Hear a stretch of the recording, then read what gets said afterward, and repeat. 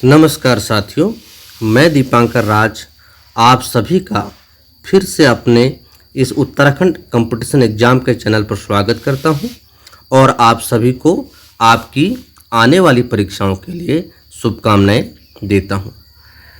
Uttarakhand competition series में मैंने आज जो टॉपिक चुना है वह है उत्तराखंड आद्य ऐतिहासिक काल। आद्य ऐतिहासिक काल यानी इस काल की ऐतिहासिक सामग्री पूर्ण रूप से उपलब्ध नहीं है। जो प्रागैतिहासिक काल की जानकारी तो बिल्कुल ही उपलब्ध नहीं होती, लिखित सामग्री उसके बारे में कोई लिखित सामग्री उपलब्ध नहीं होती, और आद्य ऐतिहासिक काल के बारे में प्रमाणिक लिखित सामग्री उपलब्ध नहीं है। उत्तराखंड आद्य ऐतिहासिक काल की अगर हम चर्चा करें तो इस काल के इतिहास को जानने के लिए हमें धार्मिक ग्रंथों पर निर्भर रहना पड़ता है, क्योंकि पुरातात्विक स्रोतों की कमी है। इस काल के अध्ययन के लिए पुरातात्विक स्रोतों की कमी है, इसलिए इसकी जानकारी के लिए हमें धार्मिक ग्रंथों पर निर्भर रहना पड़ता है, और धार्मिक ग्रंथों पर निर्भर रहने के कारण इस काल को पौराणिक काल कहा जाता है। ठीक है, चूंकि इस काल के अध्ययन के लिए प्रमुख स्रोत धार्मिक ग्रंथ हैं, इसलिए धार्मिक ग्रंथों से इस काल की जानकारी प्राप्त होती है। यह एक मात्र स्रोत हैं, इसलिए इस काल को पौराणिक काल भी कहा जाता है। पॉइंट क्लियर हुआ ना आपका। उत्तराखंड आद्य ऐतिहासिक काल की जानकारी के लिए पुरातात्विक स्रोतों की कमी है, इसलिए इस काल की जानकारी के लिए हमें पूर्ण रूप से धार्मिक स्रोतों पर निर्भर रहना पड़ता है, और धार्मिक ग्रंथों पर निर्भर रहने के कारण इस काल को पौराणिक काल कहा जाता है। ठीक है, अब हम पढ़ते हैं विस्तार। इस काल का विस्तार चतुर्थ शताब्दी से ऐतिहासिक काल तक है माना जाता है। यानी ऐतिहासिक काल जब से शुरू होता है उससे चतुर्थ शताब्दी पहले से ऐतिहासिक काल तक इसका विस्तार माना जाता है।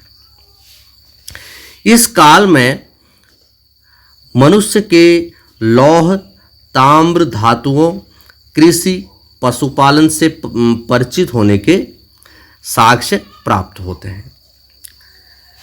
इस काल में मनुष्य के लौह, ताम्र धातुओं और कृषि, पशुपालन से परिचित होने के साक्ष्य प्राप्त होते हैं। जैसे बहादराबाद से प्राप्त ताम्र संचय और रामगंगा से प्राप्त महापाषाणीय समाधान,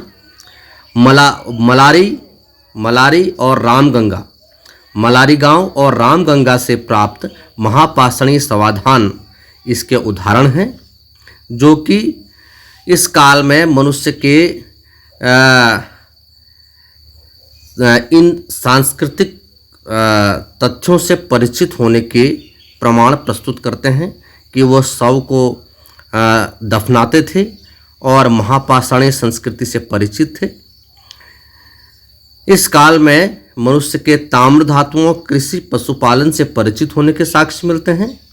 बहादराबाद से प्राप्त ताम्र संचय प्राप्त हुआ है, और मलारी और रामगंगा से महापाषाणीय समाधान प्राप्त हुए हैं, जो कि इसके धार्मिक प्रवृत्ति की ओर बढ़ने का प्रमाण प्रस्तुत करते हैं।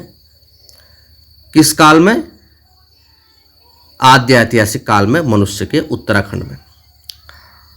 अब हम आते हैं अगले पॉइंट पर। उत्तराखंड का प्रथम उल्लेख ऋग्वेद से प्राप्त होता है। उत्तराखंड का प्रथम उल्लेख ऋग्वेद से प्राप्त होता है। ऋग्वेद में उत्तराखंड को देवभूमि, मनीषियों की पूर्ण भूमि, उत्तराखंड का प्रथम उल्लेख ऋग्वेद से प्राप्त होता है। ऋग्वेद में इसके लिए देवभूमि या मनुष्यों की पूर्ण भूमि शब्द प्रयोग किया गया है।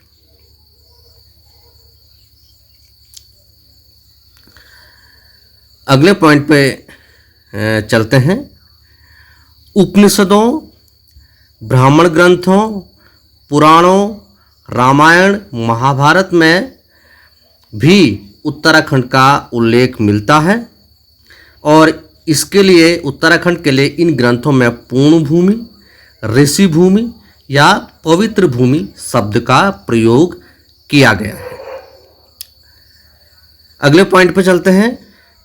ऐत्रेय ब्राह्मण, जो कि एक ब्राह्मण ग्रंथ है, ऐत्रेय ब्राह्मण में उत्तराखंड के लिए उत्तर कुरु शब्द का प्रयोग आया है, क्योंकि उत्तर कुरुओं का निवास होने के कारण ऐसा माना जाता है कि ये उत्तर कुरुओं का निवास स्थल था और उत्तर कुरुओं का निवास होने के कारण ऐत्रेय ब्राह्मण में उत्तराखंड को उत्तर कुरु कहा गया है। अगले पॉइंट पे चलते हैं। स्कंद पुराण। स्कंद पुराण में मानसखंड कुमाऊं क्षेत्र के लिए और केदारखंड गढ़वाल क्षेत्र के लिए प्रयोग किया गया है। तो स्कंद पुराण में सर्वप्रथम उत्तराखंड का जिक्र आया है। इसमें कुमाऊं क्षेत्र के लिए मानसखंड और गढ़वाल क्षेत्र के लिए केदारखंड शब्द का प्रयोग किया गया है। इसमें माया क्षेत्र, जिसे हरिद्वार कहा जाता है, से लेकर हिमालय तक के क्षेत्र को केदारखंड कहा गया है, जो गढ़वाल क्षेत्र है, और नंदा देवी पर्वत से कालागिरी क्षेत्र तक के स्थान को मानसखंड कहा गया है, जो कि कुमाऊं क्षेत्र है, तथा नंदा देवी चोटी दोनों खंडों की सीमा बनाती है। नंदा देवी चोटी दोनों खंडों के मध्य में स्थित है, तो यह चोटी मानसखंड और केदारखंड के सीमा का निर्धारण करती है। पुराणों में मानसखंड व केदारखंड के संयुक्त क्षेत्र को उत्तराखंड, ब्रह्मपुर, खसदेश आदि नामों से पुकारा गया है।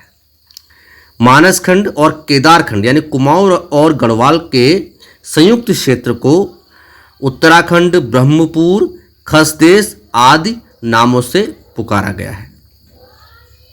इसके अलावा बौद्ध साहित्य के पाली भाषा वाले ग्रंथों में उत्तराखंड के लिए हेमवंत शब्द का प्रयोग किया गया है। ध्यान दीजिएगा, बौद्ध साहित्य के पाली भाषा वाले ग्रंथों में उत्तराखंड के लिए हेमवंत शब्द का प्रयोग किया गया है। एक बार हम इसको फिर से रिकॉल कर लेते हैं।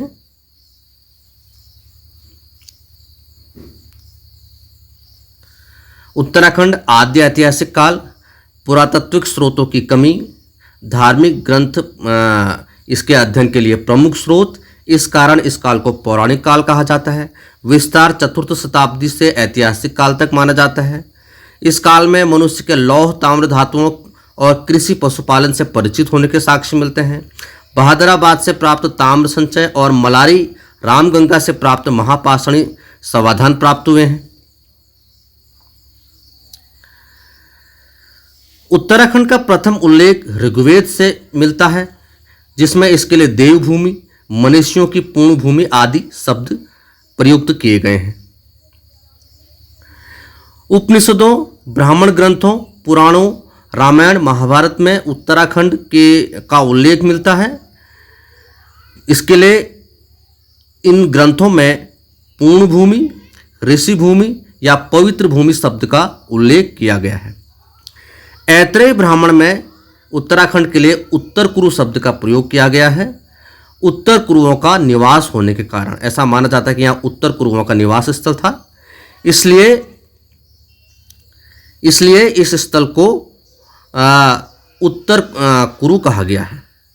स्कंद पुराण में कुमाऊं क्षेत्र के लिए मानस खंड और गढ़वाल क्षेत्र के लिए केदार खंड प्रयुक्त किया गया है। माया क्षेत्र हरिद्वार से लेकर हिमालय तक इसे केदार खंड कहा जाता है, यह गढ़वाल क्षेत्र है।